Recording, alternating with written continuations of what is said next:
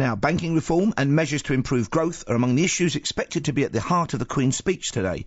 Poor results in local elections and the London Assembly, of course, make it an important time for the coalition government. The Prime Minister David Cameron and his Deputy Nick Clegg will be reaffirming their commitment to austerity measures. And joining us now is Jonathan Davis, economist and wealth manager. Good morning, Jonathan. Morning, Paul. So what are you expecting to hear today, and do you think it's going to do anything to turn around the apparently poor perception across the country about how the coalition government is dealing with the recession? The one thing that caught my eye was that they're pushing forward with splitting the high street banks from the investment banks. I'm very pleased to see this because 25 years ago, when they were amalgamated, was the start of the inevitable crash in our economic system. Ultimately, the investment banks in the City of London were allowed to take depositors' funds and put it into the casino. For 50 years before that, when they were split, we had relative stability in the banking system, apart from a period in the 1970s, which wasn't by any means close to the size we've got now. Is it going to do anything for us with economic growth?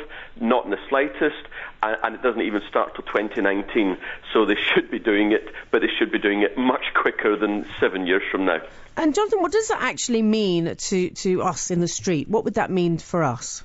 It'll mean that depositors' funds are pretty well secured by the banks themselves rather than by the taxpayer with a taxpayer guarantee. It means that people can be assured that when they deposit funds into a bank, it's not going to go into the casino and be frittered away. Are you pleased with what you've seen so far, what you know that's going to be happening in the Queen's speech? No, it's red herrings all over the place. The previous government, the current government, they're not actually doing anything to sort the underlying problems.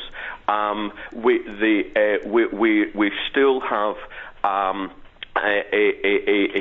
economy which is losing money hand over fist due to the banking system, and the change in 2019 that I just talked about is not really going to affect things for many, many years. That we have effectively a zero interest rate policy and a money printing policy to continue to bail out the banks. All it's doing is prolonging the problem. We need a radical change, and in fact, this government is not doing anything different to the previous government, whatever the media may say. Now, there's been a lot of focus in some of the papers on the red tape bill, so-called, which apparently will make it easier to sack people and harder to claim for unfair dismissal. Will this lead, do you think, I mean, it's expected to lead by the government, to lead to a boost in employment? People will be more willing to take on staff. Mm-hmm. Do you think that might work? Well, actually, the proof's in the pudding. In most of Europe, unfortunately, 30 to 50% of under 25-year-olds are unemployed. It's about 20% in the UK, which is bad enough. But the reason why all these young folk are unemployed is because people cannot be got rid of, even if they're totally incompetent. Now, that is ridiculous, and entrepreneurs will simply not employ people in that circumstance. And also because of the fact that we've got a dire economy. So as hard as it sounds, actually, the easier it is for entrepreneurs to say goodbye to people if they're not doing, if they're not producing.